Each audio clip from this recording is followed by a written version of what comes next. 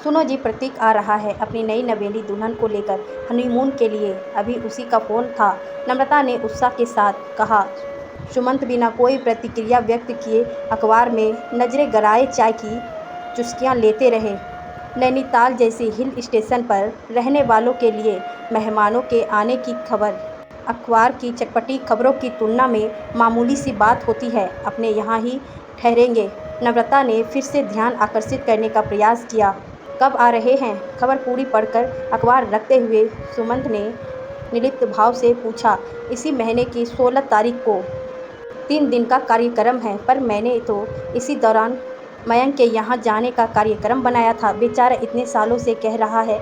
मयंक सुमंत के घनिष्ठ मित्र है। अल्मोड़ा में उनका फार्म हाउस है।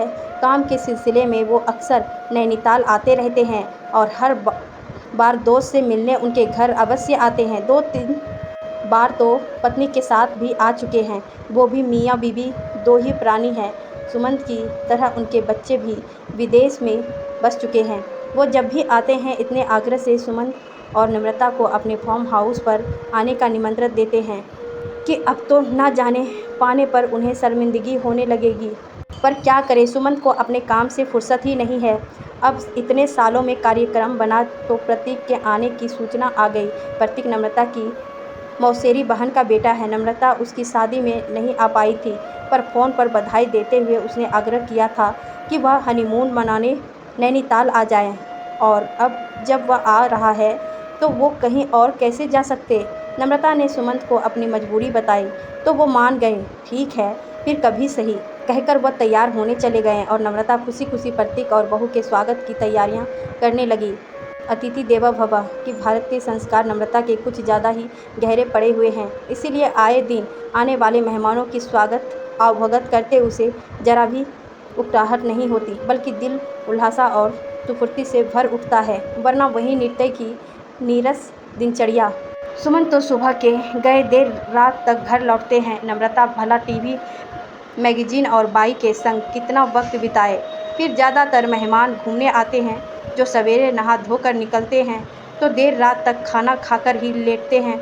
इसीलिए काम का ज़्यादा बोझ भी नहीं बढ़ता और उनसे हंस बिताया कर नम्रता तौर ताज़ा हो जाती। इसी बहाने उसे चाय नाश्ते के संग अपनी पाक कला के गुण प्रदर्शित करने का मौका भी मिल जाते। सुमंत भी ऐसा मौका पर पूरा लुत्फ़ उठाते हैं और खाना पान के दौरान कई बार मजाक करने से भी नहीं चूकते। आप लोग आते रहा करिए, इसी बहाने हमें अच्छा खाने को मिल जाता है। नम्रता झूठ मूठ आंखें तैरते देती, पर सच ही तो है। 2 लोगों के लिए कुछ बनाने का मन ही नहीं करता।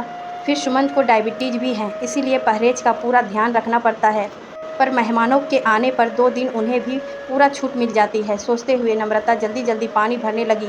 हिल स्टेशन पर पानी की बड़ी किल्लत रहती है। बड़ी मुश्किल से कुछ देर के लिए पानी चढ़ता है। अरे हाँ, उन्हें कुछ उपहार भी तो देना है। शादी में तो जा नहीं पाए, अब यहाँ आ रहे हैं तो अच्छा मौका है। पर क्या दूँ? कोई अच्छा सा जेवर या कपड़े या सौंदर्य प्रसाधन या नई गृहस्थी बसाने का कोई सामान, पर ये सब तो उनके पास होगा ही। फिर क्या दूँ? सुमंत से पूछना तो बेकार है। वो तो इन बातों को झमेला मान कर दूरी ही रहते हैं। सब कुछ मुझ पर ही छोड़ रखा है। नम्रता हुआफों में थी, उधेड़बुन में उलझी वह घर के काम निपटा रही थी। चलो, आने पर उन्हीं से पूछूंगी या टोल लेने की कोशिश करूंगी कि उन्हें क्या चाहिए। सोचकर नम्रता थोड़ी निश्चित हुई। निश्चित समय पर प्रतीक दुल्हन के संग आ गया। मेघना सचमुच गुड़िया सी थी। नाजुक, संकोचित, धीमी आवाज़, आदर्शक नई बहू की तरह वह हर काम में नम्रता की मदद करती, दुपट्टा सर पर डाले रखती। नम्रता ने उसे व्यर्थ तकलीफ के लिए मान लिया भी किया, पर वह चुप रहती। नम्रता ने सुमंत से दबे स्वर में शिकायत भी की तो वो बोली, अरे तुम सास हो, उसकी उम्र और अनुभव का लंबा फासला है। तुम दोनों के बीच क्या उम्मीद रखती हो? वह सहेलियों की तरह तुमसे हंसी ठराका करेगी? नम्रता मन मार कर रह गई। शायद सुमंत ठीक ही कहते हैं। रात को वह उनके कमरे में पानी का गिलास देने गई तो अंदर हो रही बातों को सुन बाहर ही ठिठक गई। तुमने मुझे पहले बताया क्यों नहीं कि यहाँ हम किसी 5 स्टार होटल में हनीमून स्वीट में नहीं, वरन तुम्हारी मौसी के यहाँ रुकने वाली हैं? मेघना का नाराज़गी भरा स्वर सुनकर नम्रता चौंक उठी। यहाँ कोई तकलीफ़ है तुम्हें? मौसी कितना ख्याल रखती है हमारा। प्रतीक की दबी दबी आवाज़ थी। मैं उन्हें दोष नहीं दे रही, वो तो ज़रूरत से ज़्यादा कर रही है हमारे लिए, लेकिन हम हनीमून मनाने आए हैं, एक दूसरे से घुलने के लिए, प्यार रोमांस के लिए। हमें जो उन्मुक्त वातावरण चाहिए। मैं तो सोच रही थी हम किसी आलीशान होटल के स्वीट में ठहरेंगे, जहाँ बस तुम और मैं और तुम होंगे, तीसरा और कोई नहीं। मेघना भावनाओं में बहने लगी थी। बंदिश तो यहाँ भी कोई नहीं है। मेघना मौसी तो कुछ ही नहीं कहती है। प्रतीक का अपराधी सा स्वर उभरा। तुम समझ नहीं पा रहे हो मैं क्या सोचती हूँ।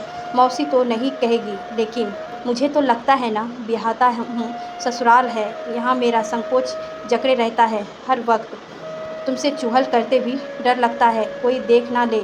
मैं तो इतनी उमंग से जींस टॉप, परदेसी नाइट और जाने क्या क्या संग लाई थी, पर अब यहाँ मेघना के स्वर में हम हताशा छलक उठी थी। नम्रता का मन ना चाहते हुए भी उसके प्रति सहानुभूति से भर उठा। ठीक ही तो कह रही है बेचारी, हनीमून को लेकर नवविवाहित के दिल में कितने अरमान होते हैं, यह भला मुझसे बेहतर और कौन समझ सकता है। नम्रता अतीत की वादियों में गुम होने लगी। शादी से कुछ दिन पूर्व ही सुमन की छोटी मोटी नौकरी लगी थी।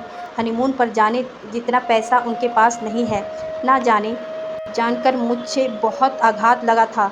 सिनेमा देखकर, सहेलियों से सुनकर, हनीमून के जो ख्वाब संजोए थे उन्हें बिखरता देखकर मुझे घोर पीड़ा हुई थी। आज सुमन हर तरफ से संपन्न है। हिल स्टेशन पर हमारा घर है। हर 2-3 साल में हम विदेश घूमने जाते हैं। लगभग पूरा विश्व घूम चुके हैं, पर हनीमून न मना पाने का स्वतंत्र आज भी दिल में सूल की तरह चुभता है।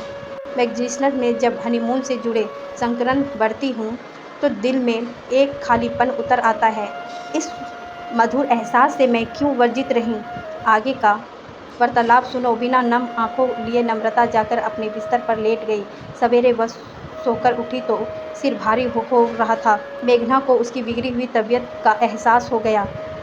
लाइस मुझे बताया क्या करना है, मैं बना देती हूँ नाश्ता। अरे नहीं, अरे राम्या आकर बना देगी, तुम नहा धोकर लो। यहाँ पानी की थोड़ी दिक्कत रहती है, कब नल आता है कब बंद हो जाता है पता ही नहीं चलता। ठीक है, मुझे बाल धोने हैं और कुछ कपड़े भी, थोड़ी देर लगेगी, कहकर मेघना नहाने चली गई। सुमंत ऑफिस निकल चुके थे। तभी प्रतीक का एक दोस्त, जिसकी हाल ही में यह नौकरी लगी थी, उससे मिलने आ पहुँचा। नम्रता चाय नाश्ता तैयार करने रसोई में घुस गई। दोनों दोस्तों बातें में तल्लीन हो गए। और बता यार, कैसा लग रहा है शादी करके? तू कुछ उखड़ा उखड़ा सा क्यों लग रहा है? कहीं भाभी से झगड़ा तो नहीं हो गया? अरे यार, हनीमून मनाने आया है तो मस्ती करना नहीं, बस ऐसे ही। मुझसे छुपा रहा है, अपने यार से छुपा रहा है। ठीक है भाई, शादी के बाद दोस्त पराये हो जाते हैं। चाय नाश्ते की ट्रे रखकर नम्रता लौट तो आई, लेकिन कान उधर ही लगे रहे थे। देखिए प्रतीक क्या कहता है। ऐसी बात नहीं है यार, उसे दरअसल शिकायत है कि हम किसी 5 स्टार होटल में क्यों नहीं रुके, जहाँ खुलकर रोमांस किया जा सकता था। प्रतीक ने धीमी आवाज़ में कहा। हाँ तो इसमें गलत क्या है? ठीक ही तो कह रही है भाभी। अरे क्या खा ठीक कह रही है, तू तो उसी का पक्ष लेगा। अभी जुम्मा साल भर हुआ है नौकरी लगे, बड़ी मुश्किल से इतना बचा सका हूँ कि उसे ऐसी में यहाँ ला सका और अच्छे से घूमने फिरने, खाने पीने का खर्च उठा पा रहा हूँ। 5 स्टार होटल में रुकते तो सारा पैसा स्वीट के किराए में ही निकल जाता। तो यहाँ बात भाभी को क्यों नहीं बताया? बताई थी कल रात, कहने लगी कि पहले बताना चाहिए था। उधर ले लेते किसी से, या नहीं आते? अब बताओ, गृहस्थी की नींव ही उधर के हनीमून पर कैसे रखता। लौटकर उधार चुकाने में हनीमून का सारा नशा ही निकल जाता। और आते क्यों नहीं? अरे शादी का कोई रोज़ रोज़ होती है क्या? ज़िंदगी में एक बार शादी होती है, और एक ही बार हनीमून। रोमांस के ऐसे मधुर पल भला और कब मिलेंगे? लेकिन तुम लोग तो मधुर पलों का आनंद लेने के बजाय आपस में लड़ रहे हो। इसीलिए तो रात से मन खराब है। यहाँ बताने की हिम्मत नहीं पड़ी। सोचा अभी से क्यों नहीं उसका मूड खराब करूँ। पहुँचकर अपना मजबूरी समझा दूँगा, समझ जाएगी। आदमी को जितना मिल रहा है, क्या उसी में संतोष नहीं करना चाहिए?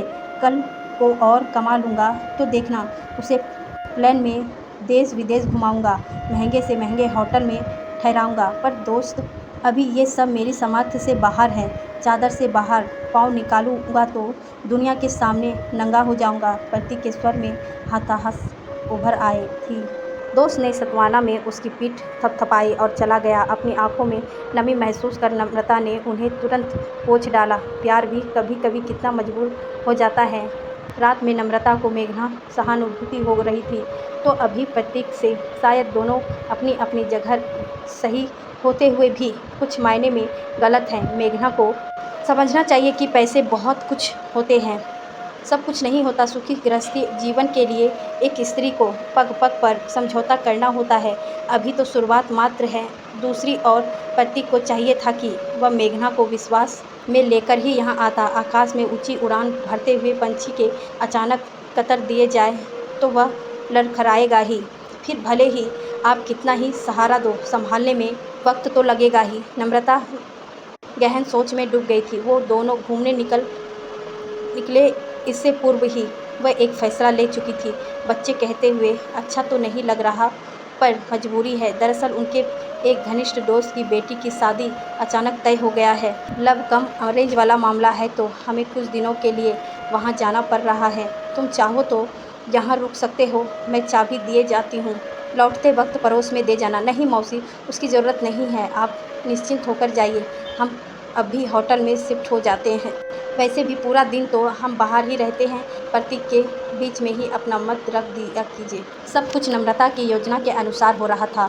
अच्छा बेटा, जैसी तुम्हारी मर्जी, पर यदि तुम्हें होटल में ही शिफ्ट होना है तो उसके लिए एक दोस्त का यहाँ 5 स्टार होटल है, वहाँ सही कीमत पर हम तुम्हारे लिए स्वीट बुक करा देते हैं। यहाँ तुम दोनों को हमारी ओर से शादी का तोहफा है। अब इसके लिए इनकार मत करना, वरना मैं नाराज़ हो जाऊँगी। पर मौसी, इतना महंगा तोहफा? ना ना, तोहफे की कीमत नहीं हाँकते। अच्छा, मैं सुमंत को से बात करती हूँ, तुम अपनी पैकिंग करो, मैं अपनी पैकिंग करती हूँ। प्रतीक के चेहरे से खुशी टपकी पड़ रही थी, वही मेघना के चेहरे पर शर्मिंदगी और पछताव के मिले जुले भाव थे। शायद उसे स्थिति का कुछ अनुभव हो गया था। नम्रता ने स्नेह से उसके सिर पर हाथ फेरा तो वह भावुक होकर उसके सीने से लग गई। फार्म हाउस जाते वक्त नम्रता ने सुमंत को सारी बात बताई तो वो ठाके मारकर हंस पड़े। वाह मैडम, आपने तो एक ही तो तीर से कई शिकार कर डाले, हमें भी खुश कर दिया और उन दोनों को भी। लेकिन उस सबसे ज़्यादा खुश तो नम्रता स्वयं थी। एक गृहस्थी को शुरुआत में ही दर्द जाने से बचाकर उसने ज़माने भर की खुशियाँ हासिल कर ली थी।